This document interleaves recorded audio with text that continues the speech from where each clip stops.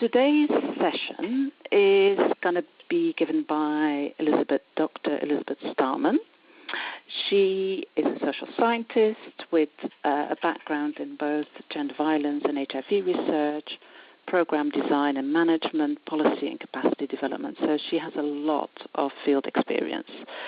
She actually came with that field experience to the London School, I don't know how many years ago, but she did a PhD here, and I supervised that PhD, so I feel very honored to chair this session.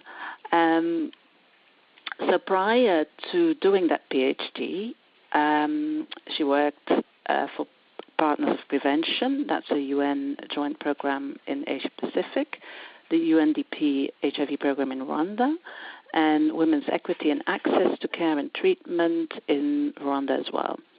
So for her PhD, she looked at the SASA intervention in Kampala. So that's in Uganda. So that was done by Raising Voices. And specifically there, she looked at the research examining couple-level data collection and analysis to inform intimate partner violence prevention. So with this, I'm going to go straight to Elizabeth to start her presentation, and we'll come back. She will present for about 20-25 minutes, and then we'll have plenty of time for discussion. I'm so honored to be here today and to speak on this topic of, that I'm quite passionate about couple-level research, and it's been a very interesting journey that Martine has been a big part of. So I'm delighted to have her on with me today. Just to give you a little overview of what I'm going to talk about, I'm going to talk a little bit first about where the sort of question in this research, the impetus for it, a tad about the methodology. Again, we're kind of short on time, so I'll just touch on that, as well as grounding you a little bit for those who aren't familiar with the SASA approach. I'll talk a little bit about the context in the communities and what was happening in which the couples were living, and then our findings and some conclusions.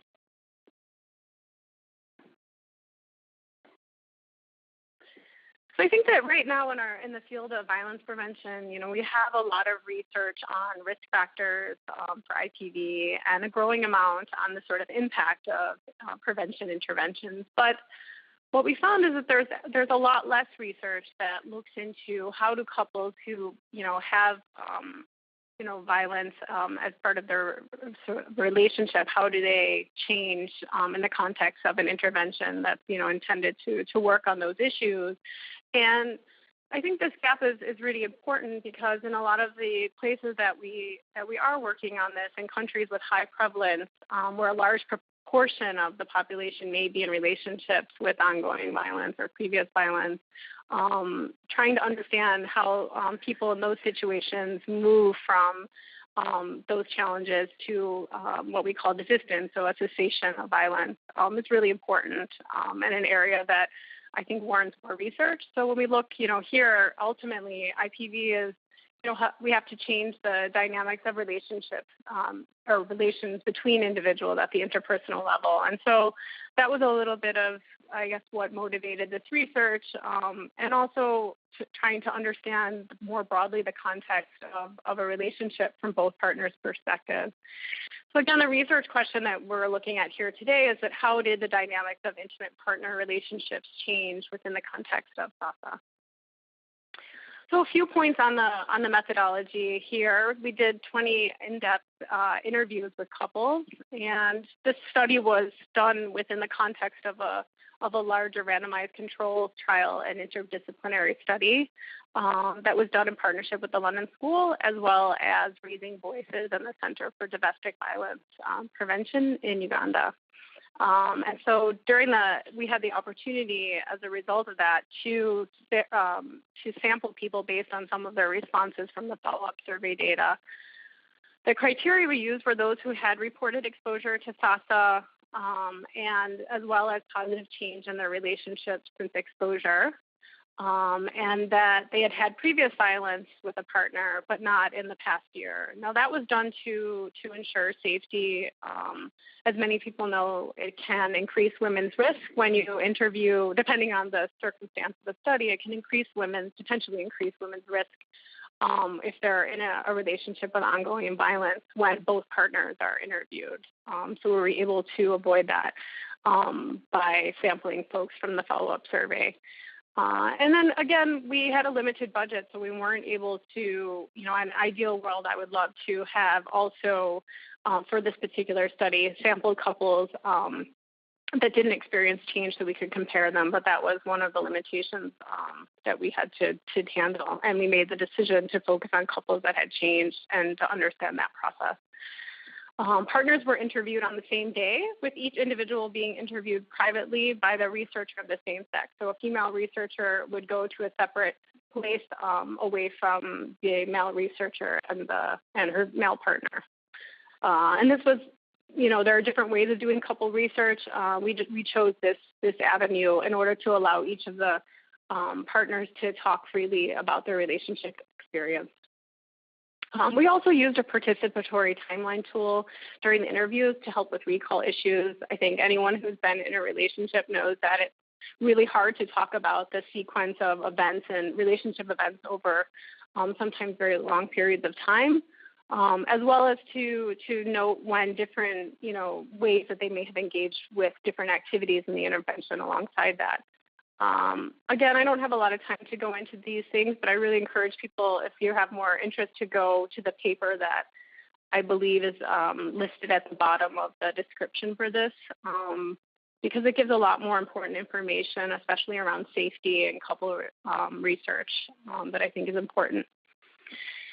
So in terms of the analysis, we used a framework analysis, and I also mapped couples, made a map of couples' joint relationship and processes of change using both of their separate narratives.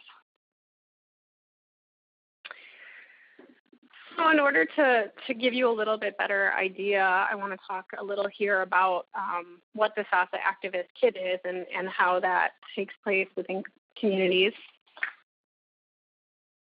So SASA is more of a community mobilization approach that works on preventing violence against women and HIV. It was kind of designed to catalyze a community-led change of norms and behaviors that may perpetuate gender inequality, violence, as well as increased vulnerability for women. It has 4 phases that it kind of goes through here. In the start phase, organizations that are using SASA begin to start orienting staff to the approach and key concepts around power. And then they go about selecting a equal number of both female and male community activists. So these are regular people in the community that are interested in issues of violence, power, and rights, and may have perhaps more progressive views. And they also select a similar group of institutional activists that might be, for example, police, healthcare workers, local government, or faith-based groups alongside the community activists. And they all are introduced to new ways of thinking around power and power imbalances in their own lives and within their community. And then over time are mentored in the SASA approach. And then with the supportive staff, they begin to take the lead as they work in communities through the awareness, support, and action phases. And then these, the community activists, they lead informal, benefits-based activities within their existing social networks. The idea is that they foster a more open discussion, critical thinking, and supportive person-to-person and public activism amongst their friends, family, neighbors, and other people in their community. So it's a very intimate approach. And then together they introduce these things slowly to the community and their institution concept of power, encouraging a gender analysis of power imbalance through 4 strategies here that include local activism, media and advocacy, communication materials, and training. And just to give you an idea of what was happening in Kampala, where the study took place, there were over 400 activists. They led over 11,000 activities over 2.8 years. And we believe they reached more than 260,000 community members. So just to help you have an understanding of the context in which couples were living, So for their findings, I just want to start before I get to the process of change of just giving you a little grounding in some of the themes we saw in the relationship trajectories. I think it's important to understand what the context that couples were living in. So many of them described their relationships having a honeymoon period, followed by sort of stressors and pressures that came through financial challenges, gender role conflicts, particularly around women working, as well as personal history factors. And as those conflicts grew, there was, lack of sharing, income secrecy, poor communication. They described controlling behaviors, certain types of ways of escaping from that through alcohol, gambling, gossip, and then just, kind of leading to a downward sort of spiral in the relationship. And for some couples, that had led to different breaking points and separations and physical violence in some cases. And then in terms of when people talked about their SASA exposure, the themes that we saw around that were people noting the importance of proximity. They felt that it was really valuable to them that, people weren't, as one participant described, they didn't stay at the health centers, but they came down to where the people were, as they said, and that it was happening in their community by people that they knew and trusted. Also, identification with the materials was really important. People felt like they described seeing their lives taking place in the dramas that they saw or the posters, and that they could identify with the experiences that were depicted in that, as well as learning new ways of handling the same situations that they recognized in their own lives. And just a desire to learn. One participant, mentioned, that she had never had any relationship guidance or learning in her life, and she found that really valuable to get some tools on how to be in a relationship in a better way. And then people describe sort of, different changes that were influenced by the intervention that led to new ideas, new actions in their relationship, and a kind of an upward spiral of things in the relationship that kind of slowly built one on top of the other. So more specifically, people spoke about, reading posters and reflecting, attending activities, seeking support from a neighbor that was a community activist, and then how that led to their ideas slowly beginning to change. They also noted that, partner having attended activities, and sometimes they may or may not have known about this, but they did report their partner beginning to change, and also often how those small changes in their partner led them to also make some changes in their own behavior that benefited their relationship. Another thing we saw was one of hope, that it was powerful for people to see others change in their community, and it gave them hope that there was a different way that that their family could be, and different ways of solving problems that would bring more peace in their family life. And then in terms of the processes of change that we observed, people talked a lot about, first, just again, the greater sort of awareness around what healthy relationships might look like, sort of reflecting on the relationship values. Again, like I mentioned, the woman said, for me, I entered marriage without any form of counseling from anyone. So by attending these activities, I have learned a lot. And that through that, it started to have an increased understanding and support in relationships. Alongside this, there was effective communication. So, increased sharing. Self-regulation was a theme that came up quite often in terms of a change that participants had observed in their relationship. One couple said, the female said, "You realize that SASA changes people. Like a person who is hot-tempered like me, I learned how to control this temper." And her husband, in his narrative, reported, "The biggest change I got was to learn to keep quiet when there are problems instead of fight. I will move around town, and by the time I come back, I have a better approach." So the issue of learning to cool down and come back to issues later seemed to be a big sort of process of change for many couples that led to more positive interactions and sort of stopped, tense conflicts from escalating to violence. Folks also, mentioned that from that space and that changing of the sort of how they interacted brought about greater intimacy and trust as another theme. Many described a shift both in their own behavior and in their partner from being very tough to softening and becoming more understanding.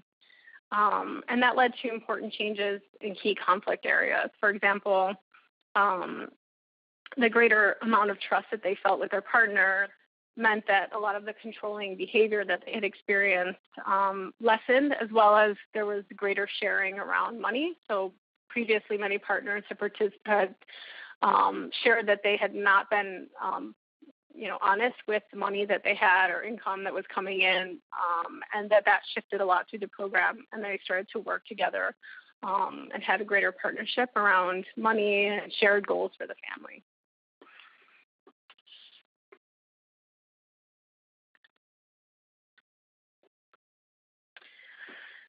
And some of the sort of results from the process of change that were noted were around improved relationship and family stability. So there are reports of just improved family processes at home, greater partnership around how they handle the children, and intimacy and love.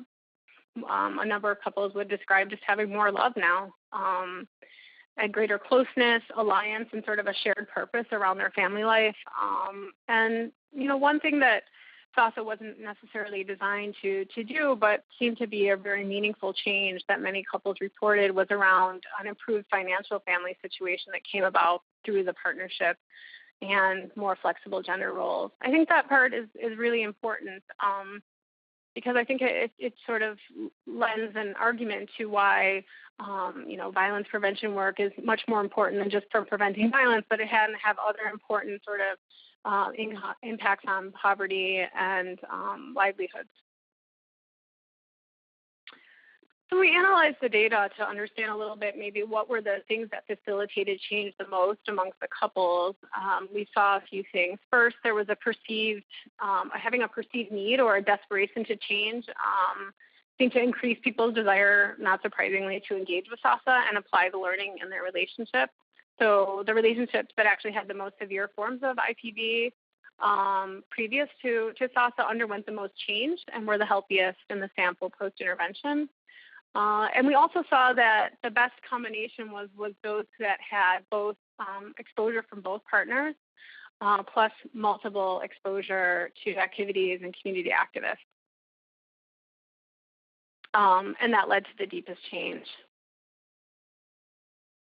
And in terms of conclusions, couples that, I think the thing we learned is that couples can change. I think it was very positive that they can change through exposure to SASA, and that, intimate partner violence can be prevented in couples that already had previous violence in their relationship. But we also learned that changing multiple behaviors in two individuals to make change in a relationship dynamic is a very complex process. That change can be haphazard with improvements in one area but not in others. In some points in some couples you would see like really incredible change in certain areas, and then, other areas they really struggled with. But I think ultimately we learned that supporting both members of the couple, both women and men, in relationship change can reduce IPV as well as influence broader positive family outcomes. And then finally, I just want to note that, it takes a village, like I said, to do good research. And I have so much gratitude for the staff of CEDOVIP and Raising Voices, for designing and implementing SASA. They contributed so much to the development, the translation of instruments, logistics, support. Their strong relationships with the community made this work possible, as well as the staff at LSHGM that supported this process, including Martine, Nambusi Chegombi, and Lori Heisey specifically, as well as many others. I can't stop without giving incredible thanks to Julius, Barbara, Paul, and Sylvia. They worked tirelessly to locate both partners and conduct the interviews. It's not easy to track down folks in communities and get them both at home at the same time to be interviewed, so they deserve a special thanks. The couples who share their time and their relationship stories with us, it's not easy to talk about these things, so I have a lot of gratitude for them for sharing that so we can learn, as well as just the CEDOVIP staff and the community activists who work every day and continue to prevent violence in our communities. seeing the impact that it had on these couples' lives was so inspiring to me on a personal level and as a researcher. So thank you.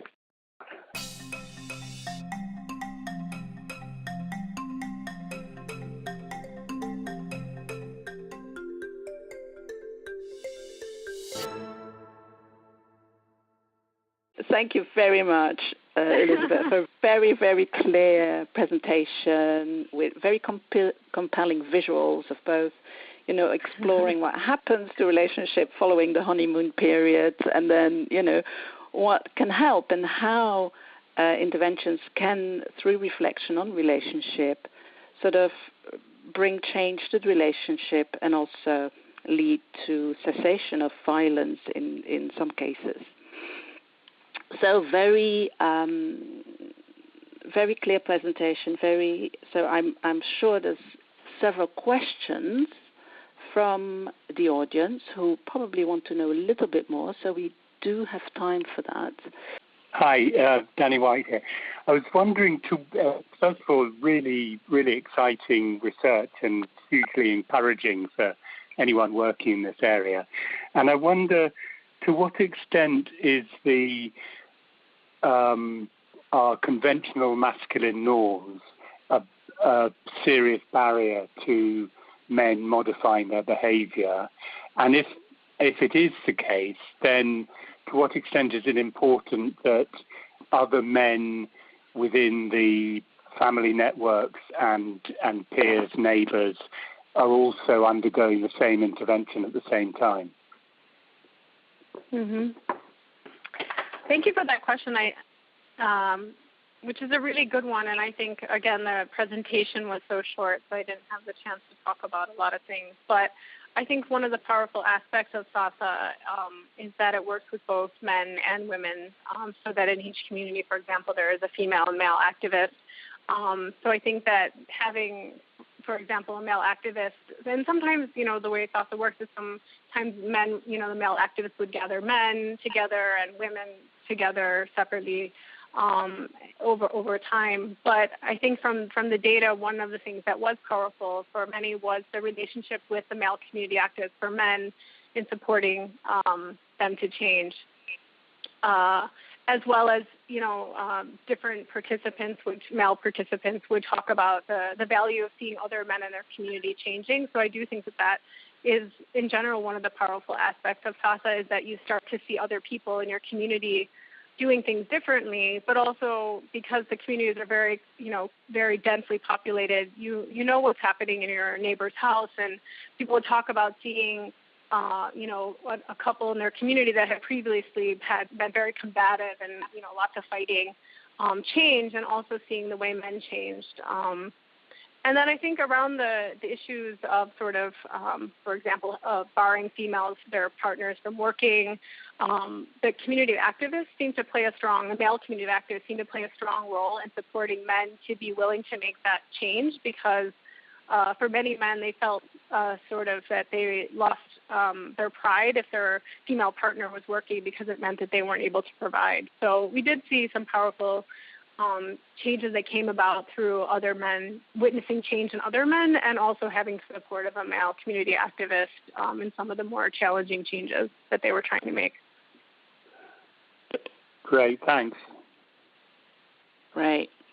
There is a question from Anne Ekman, who asks, I wondered if you could speak a bit more explicitly about how SASA's approach to fostering critical awareness about power imbalances intersected with the processes of interpersonal couple change described here.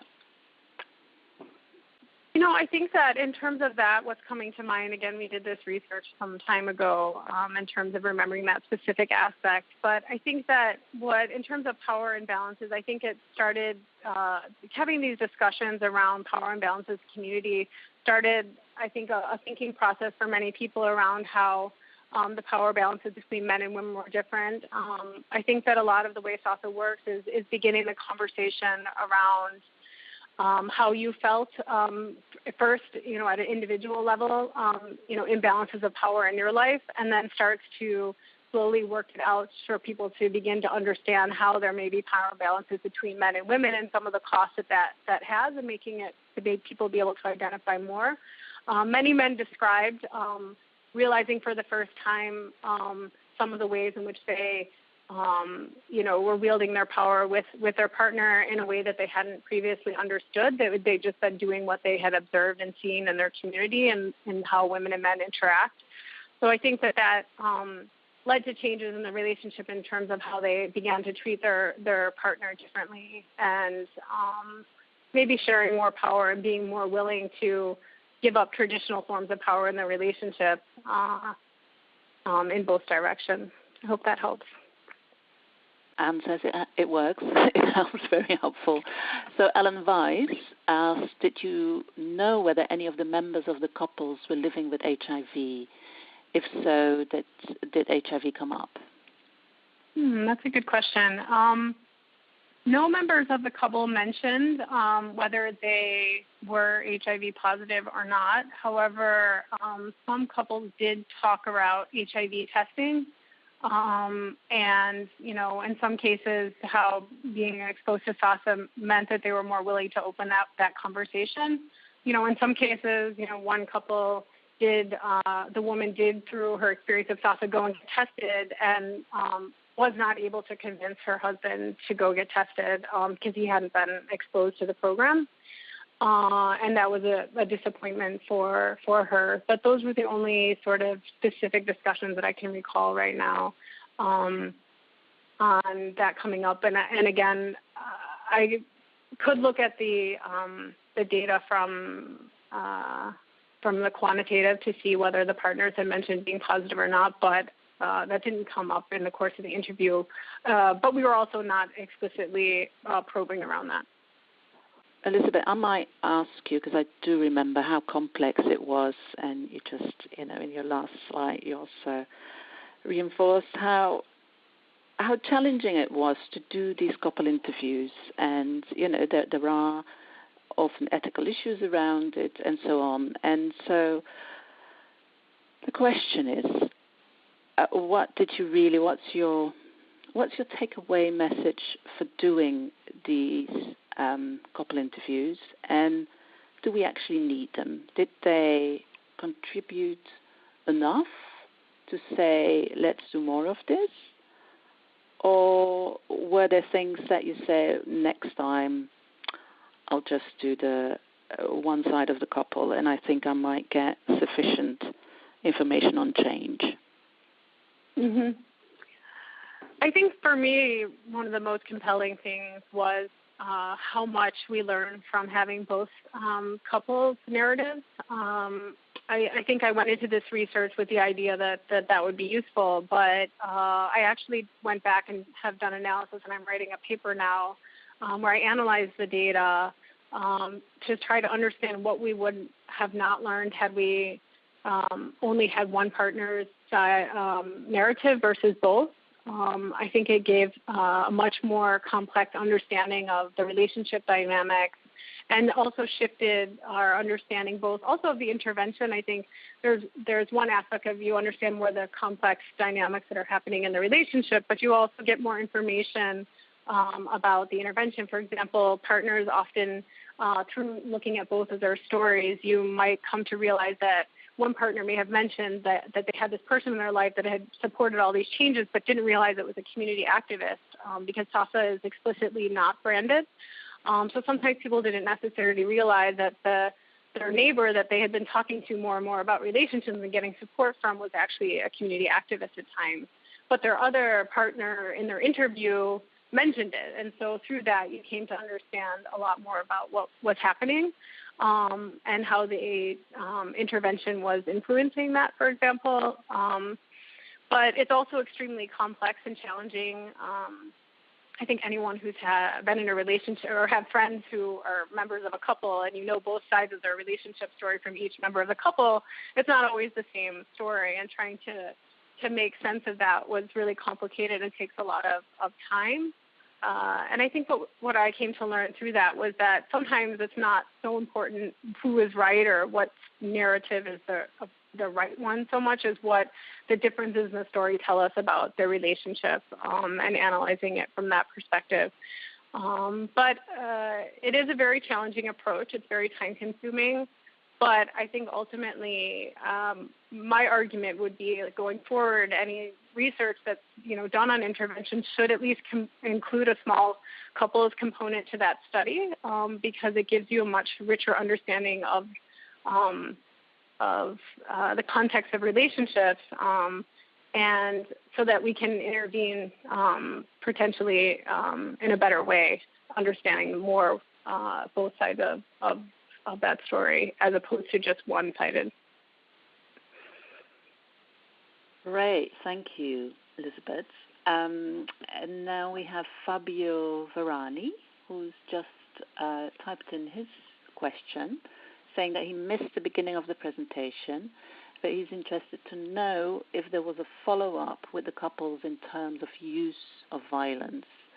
The main reason is that the study suggests that men who were seriously violent made the most change, but were they able to maintain those changes, or would they fall back into violent behaviors when stress or conflict presented itself back into the family? Any sense of how maintainable these changes were? So if you go through with a list of questions. Sure, thank you. Those are really good questions. Unfortunately, we haven't been able to do any follow-up on this, and I think it would be really interesting to go back. My sense is, though, that some of these couples have been involved for a while, and they had, experienced times, of change and then struggling with that change. I think just from my sense of the data, one thing that was supportive in that was that, the community activists are living very closely in the community, close to the couples, and often when the couples would experience challenges in the relationship, they talked about going to get the community activists, bringing them in to sort of help support them through a conflict or different things, so that it doesn't mean that obviously challenges aren't still happening in the relationship and conflicts aren't arising, but they have more of a support structure to help them through that. So I would suspect that has supported them, because it's not, I think, the same as when you do a program and you come in and you do sessions and then that disappears, but that there's like a support structure embedded in the community to continue to help people to change, but also to hold them accountable. A number of the couples talked about, the community activists providing a sense of accountability, even partners going to the activist and saying, so-and-so is not living up to his committed and change, and then the activist able to support them to stay accountable to the changes that they had committed to, for example. But I would love to go back and find that out. And one thing I also would love to do follow-up research on in that regard is to look at, which is a little bit separate, but when in writing one of the papers, one of the reviewers had mentioned whether we knew that whether or not the interviewing the couples had still, despite our efforts to ensure safety, had led to more conflict in the couple or not. And I think that would be another really interesting area to follow up on, to look at that. Another area that would be really interesting to do follow-up research for. Thank you, Elizabeth. Elizabeth, I sort of was wondering when you replied to Anna's question, about the power imbalances. I kind of was wondering how much we come with our understanding of how these relationships are, and we see clearly that there are power imbalances.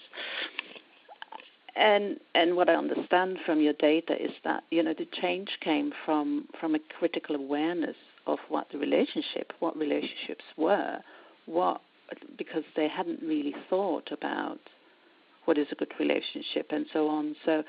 So what did you learn from, what we need to kind of, whether it's teach or have the shared understanding of that it's really power imbalances, or are there other ways, would you recommend other ways to sort of focus on a positive goal of how to improve relationships and that the power imbalances are ironed out that way. Can you say a little bit more about that, whether you agree with that or whether you would feel there is really something missing if we do not explicitly talk about power imbalances?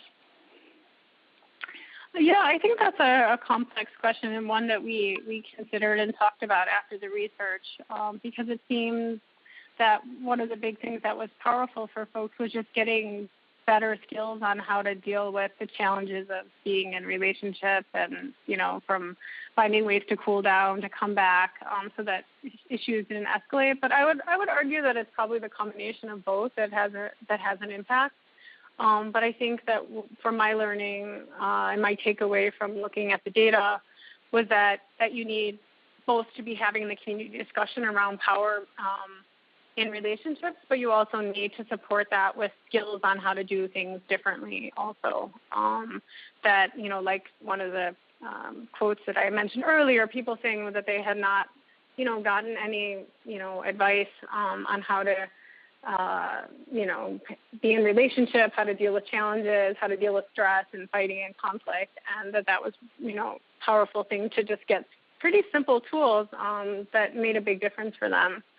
But I don't think that ultimately underneath that, some of the changes in behavior had to come from also beginning to see the imbalances and how you maybe were treating your partner in a way that, wasn't kind, even though you didn't necessarily realize it before, and having some of that awareness also motivated change.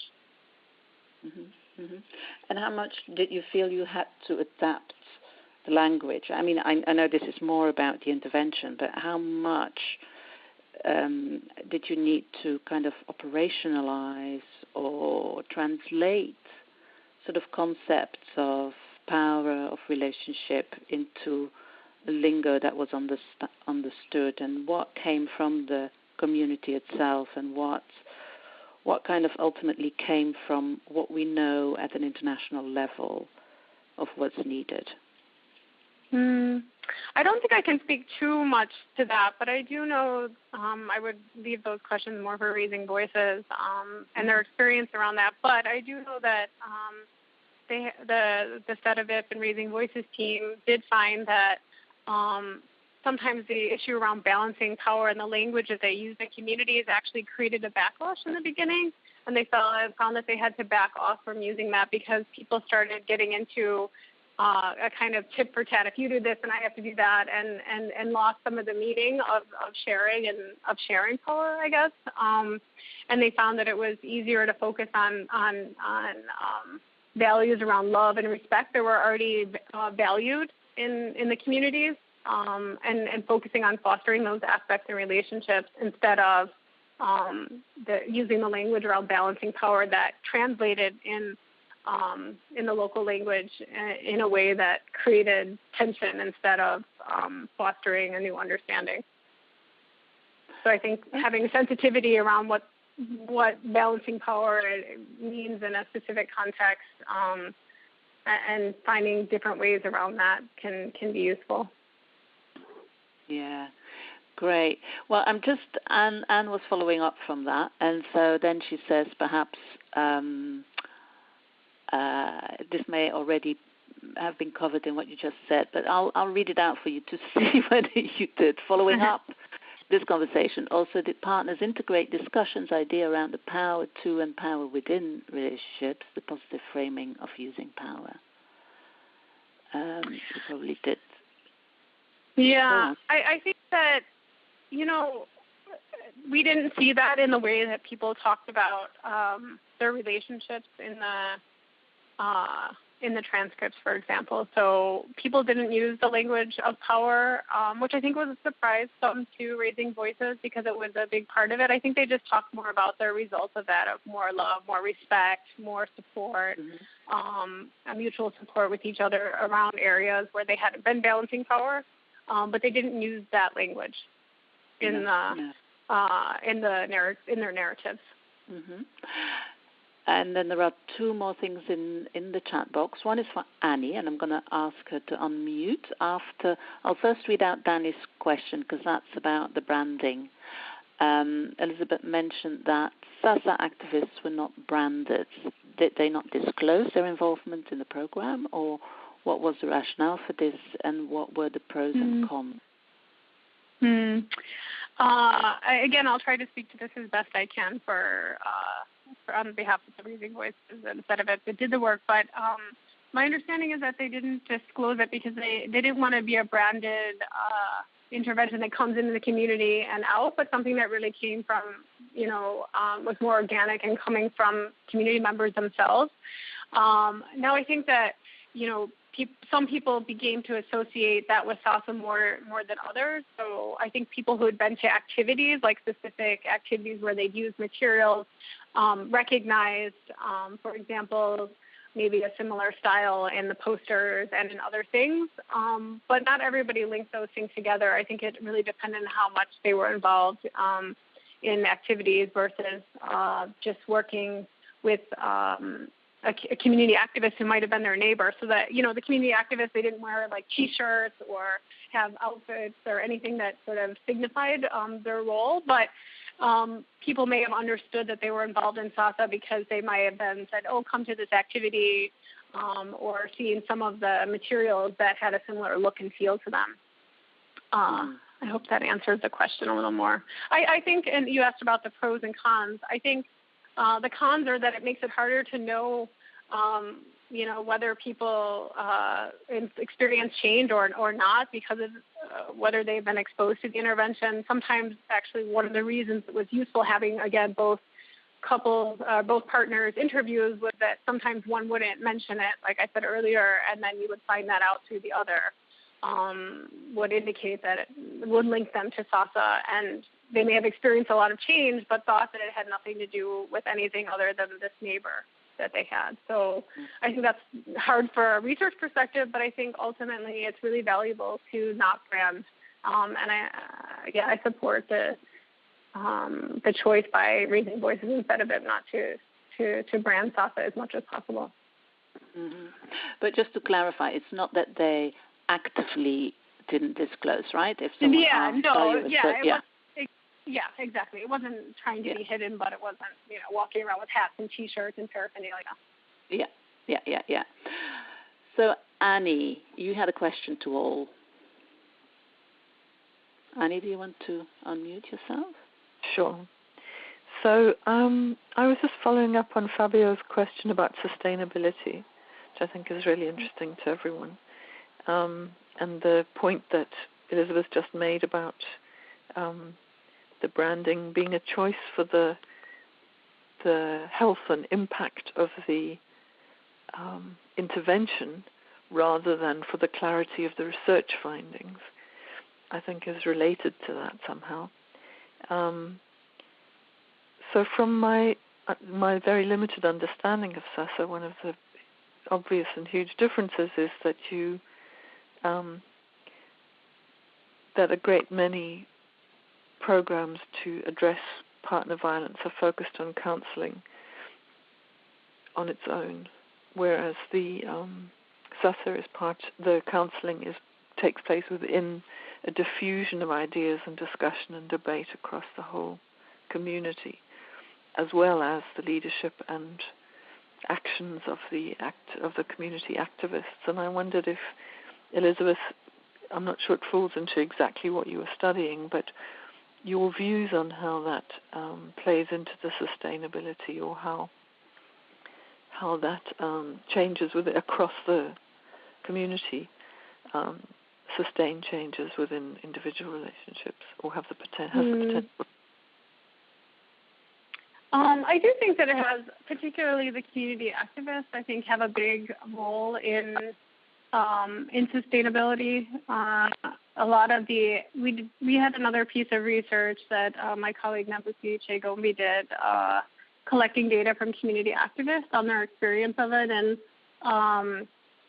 I think what was really interesting for them, their perspective, is that in communities where people sometimes struggled for identity and feeling the value of being a community activist became a really important part of their pride and the work that they did in the community. And The community activist, one particular one had would say, once you put on your SASA dress, you can't just take it off, that it's something that she would carry forward, and many activists express that. So I think that while, and it was important that I should highlight that they were volunteers, so they didn't receive any, financial support or anything for their work. So they continued to do that after the formal programming cycle ended. And I think that does help sustainability, as well as a number of, in my own interviews and in some of the other interviews in the broader qualitative evaluation with community members, show that people who were really engaged almost became community activists in their own right, even though they weren't formally trained. But over time, they began to share and diffuse those ideas and began to support couples in the way that they had been supported. So I think that also bodes well for sustainability, that even when the programming ends, people continue to support that change. And people, just because programming ends, people don't stop coming to the doors of community activists who find it really meaningful to share their knowledge and help couples. So, I think that's what I would say about that. Okay. Well, I think if anyone else has a question, then please, this is the moment. Raise your hand or quickly type it into the chat box. But it seems that we are coming to the end of this webinar, and then it rests me to thank Elizabeth again for a great presentation on a very important topic and on a detailed analysis and presentation of how relationships can change, because that is sort of often really missing, that the mechanisms of change. And so Elizabeth, thank you very, very much for this webinar, and for and for everyone actually, for the very good questions and the very good responses, very clear and very enlightening for everyone who works on community change, on violence norms, and so on. Okay, and I would just like to thank everyone myself. And one thing I would like to say is that I encourage folks to go, if you're interested in the SASA Activist Kit. All the tools are available at the link that we provided. Raising Voices and CEDOVIP have created some amazing tools there that can be found. I don't think I nearly did justice to how the approach actually works. So there's a lot more to be found, including videos and other things that make it more tangible. And if anyone is doing couple research right now, I would love to hear from you and to hear how that's developing, as it's a somewhat uncommon methodology in our field. So thank you.